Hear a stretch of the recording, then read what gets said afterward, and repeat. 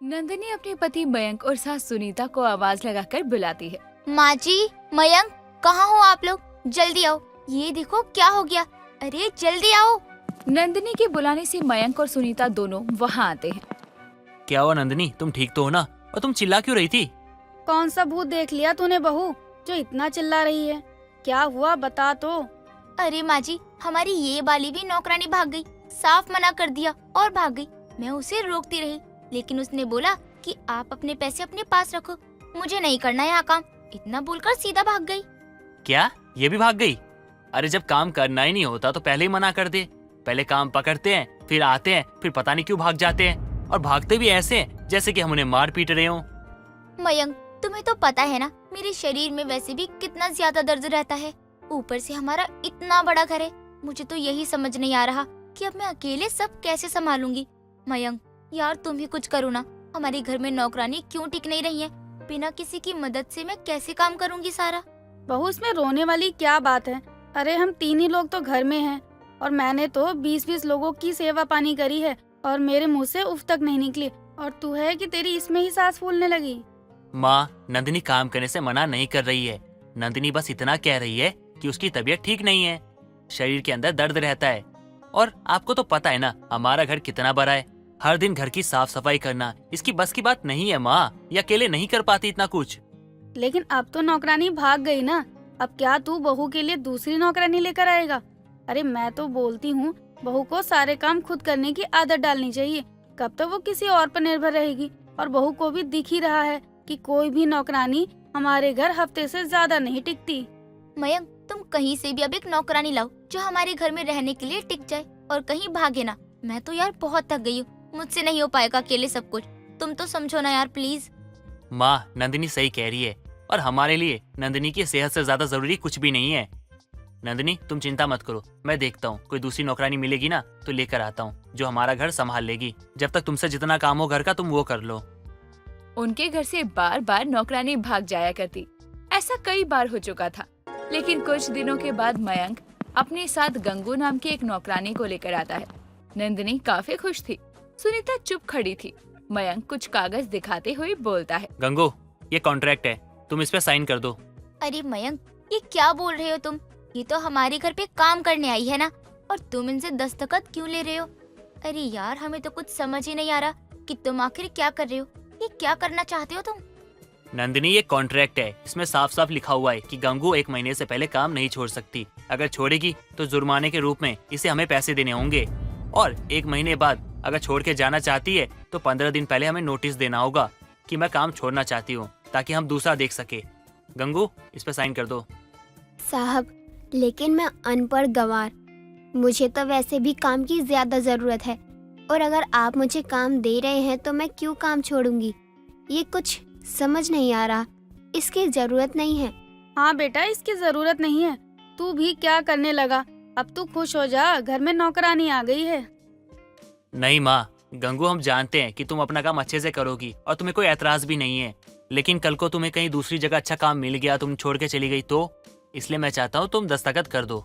ठीक है, मुझे तो काम की जरूरत है और मैं कहीं जाने वाली नहीं हूँ, इसलिए मुझे कोई एतराज नहीं है दस्तखत करने में। आप बताइए कहाँ करने हैं? गंगू अब वहाँ काम करने लग जाती है। कुछ दिनों के बाद गंगू सुनीता के कमरे में झाड़ू लगा रही होती है, तो गंगू को टेबल पर रखे कुछ पैसे दिखते हैं। गंगू उन पर ध्यान न देकर काम करती है कि तभी सुनीता उसे टोकते हुए कहती है, क्या हुआ, पैसे नहीं देखे? नहीं मैडम जी, मैं बस अपनी कमाई के पैसे ही लेती हूँ। तेरी कमाई के ही पैसे होंगे। अगर तू इस घर से चली जाएगी तो मैं तुझे बहुत सारे पैसे दूंगी। नहीं, मैं नहीं जा सकती। साहब ने विश्वास किया है मुझ पे। देख, इससे पहले जो नौकरानी काम करती थी ना, उसे भी मैंने ही भगाया था। मैंने चोरी का इल्जाम लगाकर उसे जेल भेजवा दिया था। अब तू बता कि तेरा क्या करना है? सुनीता की धमकी से अब गंगू डर जाती है और बिना बताए घर से चली जाती है। कुछ महीने गांव में ही रहने लगती है। ये सब देखकर मयंक अब नंदिनी से कहता है, क्या हो रहा है ये? गंगू तो इतनी अच्छी थी, काम भी अच्छे से करती थी, अचानक से वो भाग क्यों गई और उसका कुछ पता भी नहीं चल रहा है। मुझे तो ये समझ नहीं आता, यहाँ आने से पहले सब हाँ कर देते हैं, बाद में भाग क्यों जाते हैं?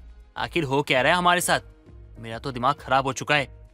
वही तो, मुझसे भी अच्छे से बात करती थी। मुझे तो लगा कि उसे कोई परेशानी नहीं है, अब वो यही काम करेगी, लेकिन अचानक वो भी भाग गई। अब क्या करें हम? अब मुझे कुछ ना कुछ तो करना होगा। घर की नौकरानियां भाग क्यों रही है, मुझे पता लगाना होगा। क्या वो सच में भाग रही हैं या कोई उन्हें भगा रहा है, ये बात तो मुझे पता लगानी होगी। लेकिन जो भी इसके पीछे है उसे छोड़ूंगा नहीं मैं। अरे क्या बोल रहे हो तुम? हमारे घर से कोई और नौकरानी क्यों भगाएगा? वो सब तो अब पता लगाने पे ही पता चलेगा। कुछ तो हो रहा है जिसकी वजह से हमारे घर में नौकरानी रुकती नहीं है। मयंक के घर से नौकरानी भाग रही थी। इस बात से वो बहुत परेशान हो गया था। इसीलिए अब वो खुद ही साड़ी पहन लेता है और सर पर घूंघट करके नंदिनी के घर पहुंच जाता है, जहां नंदिनी और सुनीता सोफे पर बैठे थे। नमस्ते जी, वो मुझे ना मयंक जी ने भेजा है। उन्होंने कहा है कि आपके यहाँ पे नौकरानी की जरूरत है, तो आप मुझे काम दे दीजिए ना। अरे हाँ, मयंक ने शहर जाने से पहले बताया था कि उन्होंने काम वाली को घर पर भेजा है। आप ही हो क्या? वैसे आपका नाम क्या है? मेरा नाम है रज्जू। अपना चेहरा दिखाओ, ये घूंघट क्यों लिया है? माफ कीजिएगा बहन जी, वो हमारे घर में ना घूंघट हटाते नहीं है बहुए, इसलिए ना मैं आपको अपना चेहरा नहीं दिखा सकती। लेकिन मैं सब काम जानती हूँ और घर का सारा काम संभाल लूंगी, आप उसकी चिंता मत कीजिए। हम यहाँ औरतें ही हैं, तो हमसे कैसे शर्म? अरे माँ जी, हमारे घर में नौकरानी आ गई है, आप इसकी खुशी मनाओ। आप भी क्या शक्ल देखने के पीछे पड़ी हो? और रज्जो जी, आप यहाँ आज से ही काम कर सकती हो, आप यहाँ रह भी सकती हो, हमें कोई परेशानी नहीं है। और आपको किसी भी चीज की जरूरत हो ना तो मुझे बता देना। मयंक अब रज्जो बनकर वहीं रहने लगता है और काम भी करता है। कुछ दिनों के बाद मयंक रज्जो बनकर रसोई में काम कर रहा था। तभी वहाँ सुनीता आती है और बोलती है, वैसे अगर तुम इससे अच्छा काम करना चाहती हो तो मैं तुम्हें काम दिलवा सकती हूँ। यहाँ तो कुछ खास पैसे नहीं मिल रहे होंगे तुम्हें। नहीं मैडम जी, मैं तो बहुत खुश हूँ। आपको मेरी गरीबी पे तरस खाने की जरूरत नहीं है। मैं बहुत खुददार इंसान हूँ, मैं मेहनत करके खाने पे ना यकीन रखती हूँ। और अगर तुम्हें कुछ पैसे दे दूँ तो भी नहीं जाओगी तुम इस घर से? नहीं मैडम जी, मैंने एक बार कह दिया ना, नहीं मतलब नहीं। ए सुन, अब बहुत हो गया तेरा नाटक। मैं इस घर में नौकरानी नहीं चाहती, इसीलिए अपना बोरिया बिस्तर बांध और यहाँ से चलती बन, वरना कहीं और ही पहुँच जाएगी तू। सुनीता के बोलने के बाद मयंक अपना घूंघट उठाता है। मयंक को देखकर सुनीता चौंक जाती है। मयंक अपनी माँ का हाथ पकड़कर हॉल में लाता है और वहाँ नंदिनी भी थी। मयंक को साड़ी में देखकर नंदिनी खुद भी हैरान होती है और बोलती है, मयंक, तुम यहाँ रज्जू बनकर काम कर रहे थे? हमें नौकरानी की इतनी भी जरूरत नहीं थी कि हमारे घर का काम तुम करो, मैं खुद कर सकती हूँ। माँ, मुझे शक तो था आप पे पहले से, लेकिन सबूत नहीं था मेरे पास। मैं नौकरानी बनकर आया और माँ, आपकी असलियत मेरे सामने आ गई कि आप ही नौकरानियों को भगाया करती हो। और आज तो आप मुझे भी भगा रही थी। लेकिन माँ, आपने ऐसा क्यों किया? क्यों?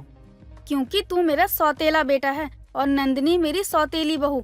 मैं चाहती थी कि जैसे मैंने घर के काम किए हैं वैसे ही ये भी करे। तू बस इसके लिए ही सोचता रहा। सुनीता की सच्चाई सबके सामने आ जाती है, जिसके बाद मयंक नंदिनी को लेकर घर से अलग रहने लगता है और सुनीता अब बड़े से घर में अकेली रहती है। काव्या और नव्या की परवरिश एक ही घर में हुई थी। काव्या बहुत ही छोटी थी जब उसके माता पिता का स्वर्गवास हो गया था, जिसके बाद उसके चाचा चाची ने ही उसे बड़ा किया। उसकी चाची जयश्री को काव्या कतई पसंद नहीं थी। वो चाहती थी कि काव्या की शादी जल्द से जल्द हो जाए, पर अपने पति के कारण वो उसे कुछ नहीं कह पाती थी। एक दिन काव्या को देखने अनुज नाम के एक अनाथ लड़के का रिश्ता आता है, जो एयरपोर्ट विभाग में नौकरी करता था। अर्जुन अपने दोस्त धीरज के साथ काव्या के घर आता है। अरे आओ आओ आओ बेटा, बैठो। अरे बेटा अनुज, तुम्हारे दोस्त का नाम क्या है? चाचा जी, इनका नाम धीरज है और ये हमारे एयरपोर्ट के मैनेजर हैं। क्यों ना मैं अपनी लाडो के साथ इस धीरज से कर दूं। मेरी बेटी सारी उम्र राज करेगी। धीरज बेटा, तुम्हारे परिवार में कौन कौन है? कोई आया नहीं साथ में? नहीं आंटी जी, अर्जुन की तरह मैं भी अकेला हूँ। हम दोनों ही एक दूसरे का परिवार हैं। जी सुनिए, जरा 2 मिनट कमरे में चलिए, आपसे जरूरी बात करनी है। हाँ। दोनों पति पत्नी कमरे में जाते हैं। क्या हुआ, यहाँ क्यों बुलाया है? जी मैं सोच रही थी कि धीरज अपनी नव्या के लिए बिल्कुल सही रहेगा। अकेला है, अच्छा कमाता भी है, हमारी बेटी राज करेगी, राज। हाँ, बात तो तुम सही कहती हो। किशोर और जयश्री कमरे से बाहर आते हैं। बेटा अनुज, हमारी तरफ से यह रिश्ता पक्का समझो, मगर जी वो दरअसल हम अपनी दूसरी बेटी नव्या के लिए भी रिश्ता ढूंढ रहे हैं। तुम हमारी बेटी नव्या से शादी करोगे? बोलो। जी आंटी जी, मुझे कोई एतराज नहीं। इस तरह काव्या और नव्या की शादी हो जाती है। दोनों बहनों का घर एक ही कॉलोनी में थोड़ी दूरी पर था। अनुज का घर थोड़ा छोटा था, तो वहीं धीरज के पास एक बड़ा बंगला था, पर दोनों ही अपनी अपनी जिंदगी में खुश थे। ऐसे ही एक दिन धीरज के घर पर। सुनिए जी, मेरा ना मम्मी पापा से मिलने का बहुत मन हो रहा था। क्या आज आप मुझे वहाँ छोड़ देंगे? अरे नव्या, क्या जरूरत है तुम्हें वहाँ जाने की? तुम्हें यहाँ किसी चीज की कमी है क्या? नहीं, ऐसी बात नहीं है, मगर बहुत दिन हो गए मेरी ना मम्मी पापा से मुलाकात नहीं हुई। उनकी बड़ी याद आ रही है। अरे वहाँ कोई सुविधा तो है नहीं, और ना उस घर का कोई स्टेटस है। पता नहीं तुमने इतने साल वहाँ कैसे गुजार दिए। जी ऐसी बात नहीं है, अब प्लीज मुझे ले जाइए ना। देखो, मुझे बहस करना पसंद नहीं है। एक बार मना कर दिया तो कर दिया, अब दोबारा मत पूछना। धीरज के मुंह से ऐसी बातें सुनकर नव्या तंग रह जाती है। उसके जाने के बाद वो अपनी माँ को फोन करके अपने घर बुलाती है। वेलकम मम्मी डैडी, आपको आने में कोई दिक्कत तो नहीं हुई? नहीं बेटा। सब लोग एक साथ खाना खाने के लिए डाइनिंग टेबल पर बैठते हैं। तभी नौकर बहुत सारे फास्ट फूड लाकर टेबल पर रख देता है। अरे ये क्या, इन लोगों के लिए देसी खाना लाओ, ये विदेशी खाना इन्हें कहाँ पचेगा? अरे मम्मी पापा, इनकी ना मजाक करने की आदत है, आप खाना खाइए ना। अपने दामाद की बातें सुनकर जयश्री और किशोर को बहुत शर्मिंदगी महसूस होती है। धीरज ऑफिस के लिए घर से निकल जाता है। थोड़ी देर काव्या से बात करने के बाद वो दोनों अपने घर के लिए निकल जाते हैं। तभी चलते चलते किशोर बोलता है, देख लिया तुमने अपनी मनमानी का नतीजा। कोई बात नहीं, हमारी बेटी तो खुश है ना। देखा नहीं तुमने कितने नौकर चाकर है और ये आलीशान घर। काव्या का घर भी यहीं है, चलो उससे भी मिल लेते हैं। थोड़ी ही देर में दोनों काव्या के घर पहुंच जाते हैं, जहां अनुज उनका बड़ी खुशी से स्वागत करता है। साथ ही काव्या भी अपने चाचा और चाची को देखकर खुश हो जाती है। अनुज काव्या को खाना बनाने को कहता है। वो तरह तरह के खाने बनाती है, जिसमें अनुज भी उसकी पूरी मदद करता है। दोनों पति पत्नी मिलकर चाचा चाची की खूब सेवा करते हैं। खाना खाकर किशोरी लाल और जयश्री वहाँ से चले जाते हैं। उन दोनों को धीरज और अर्जुन के बीच का ये अंतर देखकर बहुत हैरानी होती है। जहाँ एक तरफ धीरज को अपने पैसे और ओहदे का घमंड था, तो वहीं अर्जुन अपने छोटे घर में बहुत खुश था। ऐसे ही वक्त बीतता जाता है और एक दिन धीरज के घर पर। धीरज जी सुनिए ना, मैं सोच रही थी कि मैं अपनी जॉब पर वापस जाना शुरू कर दूं। कोई जरूरत नहीं है, मेरे पहचान वाले क्या कहेंगे? तो फिर इस वीकेंड पे मुझे कहीं घुमाने ले चलिए ना, या फिर शॉपिंग पर ले चलिए प्लीज। ऑनलाइन हर चीज मिलती है, ऑर्डर कर दो। वक्त बीतता जाता है। जहाँ एक तरफ काव्या को अपने पति का साथ और प्यार मिल रहा था, वहीं नव्या का पति उस पर शक करता था और हर कदम पर उसे नीचा दिखाने की कोशिश करता रहता था। और अपने शक के चलते वो नव्या को बिना बताए पूरे घर में कैमरा लगा देता है। ऐसे ही एक दिन ऑनलाइन ऑर्डर की हुई चीजें देने के लिए डिलीवरी बॉय उनके घर आता है। नव्या जैसे ही दरवाजा खोलती है तो देखती है डिलीवरी बॉय और कोई नहीं, उनका पड़ोसी था। अरे नव्या तुम? अरे भैया आप, कितने दिनों बाद देख रही हूँ मैं आज आपको। आइए ना प्लीज, अंदर आइए। नहीं नहीं, फिर कभी, अभी तुम अपना पार्सल ले लो। अच्छा ठीक है, ये लीजिए आपके पैसे। अरे नहीं बहन, भूल गई, तुम हर साल मुझे राखी बांधती थी। मेरी बहन से मैं कैसे पैसे ले सकता हूँ?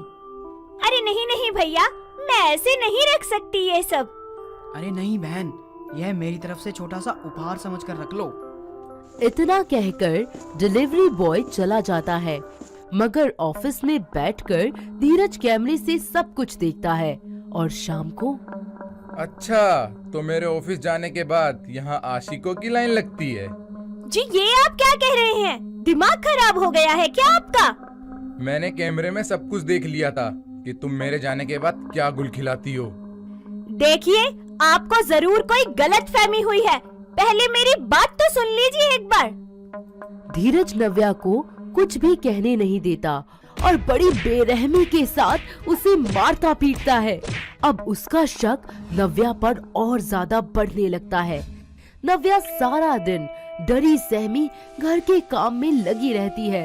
ऐसे ही भाई दूज का दिन आ जाता है और बड़ी मुश्किल से धीरज उसे उसके मायके भेज देता है। कुछ ही देर बाद काव्या भी वहाँ आ जाती है। दोनों बहनों के बीच का अंतर साफ झलक रहा था। जहाँ एक तरफ काव्या चांद सी चमक रही थी, तो वहीं नव्या सूख कर कांटा हो गई थी। अपनी बेटी की ऐसी हालत देखकर जयश्री बोलती है, नव्या लाडो, तुम धीरज के साथ खुश तो हो ना? हाँ माँ, सब ठीक है। मैं तो बहुत खुश हूँ। नहीं बेटा, कुछ बात तो जरूर है। तू बता मुझे, क्या अपनी माँ से झूठ बोलेगी? हाँ, तेरा चेहरा सब बता रहा है। हाँ बता।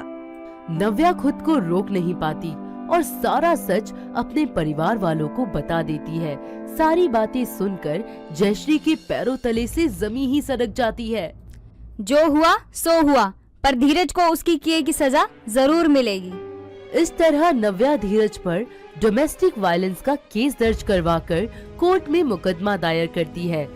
काव्या अनुज की मदद लेकर धीरज के फोन से रिकॉर्डिंग निकलवाकर कोर्ट में पेश करती है, जिससे धीरज का सारा सच सबके सामने आ जाता है। साथ ही पुलिस की कार्यवाही में पता चलता है कि धीरज एक मनोरोगी था, जिसके चलते वो ये सब कुछ कर रहा था। कोर्ट उसे पागल खाने भेजने का फरमान जारी करती है। साथ ही जयश्री को ये बात समझ आ जाती है कि कभी भी बिना कुछ जांचे परखे फैसला नहीं लेना चाहिए। तो कैसी लगी आपको हमारी ये कहानी? कमेंट करके जरूर बताइएगा। सावित्री देवी की दो बहुएं थी, भूमिका और भावना। बड़ी बहू भूमिका कुछ ज्यादा ही फैशनेबल थी। दूसरी और छोटी बहू भावना बहुत ही सादगी पसंद लड़की थी। भावना को भगवान ने मानो फुर्सत से बनाया था। सादगी और सुंदरता का संगम थी वो, और सबसे ज्यादा सुंदर थे भावना के काले घने और लंबे बाल। बड़ी बहू भूमिका भी वैसे तो दिखने में सुंदर थी, मगर उसके बाल भावना के जैसे नहीं थे। इसीलिए भूमिका अपनी देवरानी भावना से बहुत जलती थी। एक दिन भूमिका शीशे के सामने मेकअप कर रही थी, तभी उसकी सास सावित्री देवी वहाँ आती है और भूमिका को समझाती है। अरे देखो बहू, शादी के बाद घर गृहस्थी को भी संभालना पड़ता है। तुम सारा दिन आईने के सामने बैठी रहती हो, और भावना वो बेचारी सारा दिन कोल्हू के बैल की तरह लगी रहती है। माँ जी, बस अभी आई। भूमिका की बातें सुन सावित्री देवी वहाँ से चली जाती है, और सावित्री देवी के जाने के बाद भूमिका फिर से मेकअप करने लगती है। ऐसे ही समय गुजरता रहता है, और एक दिन भूमिका, अरे ओ भूमिका। आई माँ जी। बहू, भावना जरा काम से बाहर गई है। आज घर का सारा काम तुम्हें करना पड़ेगा। मैंने अभी तो फेशियल किया है, मैं रसोई में नहीं जा सकती। अरे बहू, तुम ये कैसी बातें कर रही हो? चलो जाओ और चुपचाप खाना बनाओ जाके। भूमिका देवरानी और सास बहू को भला बुरा कहते हुए किचन की तरफ जाती है। एक दिन भावना को अकेले साफ सफाई करते देख सावित्री देवी भूमिका पर गुस्सा हो जाती है। बहू, ये क्या? तुम आराम से बैठी हो और बेचारी भावना अकेले ही लगी पड़ी है घर के काम में। शर्म नहीं आती? वो माँ जी, मैंने अपने बालों पर ना हेयर मास्क लगाया है, इसीलिए काम नहीं कर सकती। देखो बहू, मैंने तुम्हें कितनी बार समझाया है कि तुम पहले अपनी घर गृहस्थी को देखो फिर खुद को। माँ जी, सजना संवरना तो हर औरत का अधिकार होता है। अरे बस करो, ये तुम्हारे लिए अंतिम चेतावनी है, वरना मुझे मजबूरन सख्त कदम उठाना पड़ेगा। भूमिका अपनी सास को दिल ही दिल में बहुत भला बुरा कहती है। एक दिन सावित्री देवी भूमिका के कमरे में जाती है। भूमिका बालों पर कोई तेल लगा रही होती है। अरे बहू, ये क्या है? माँ जी, मेरे बाल बहुत छोटे हैं, मुझे भी भावना की तरह लंबे बाल चाहिए, इसलिए मैं सारी चीजें इस्तेमाल कर रही हूँ।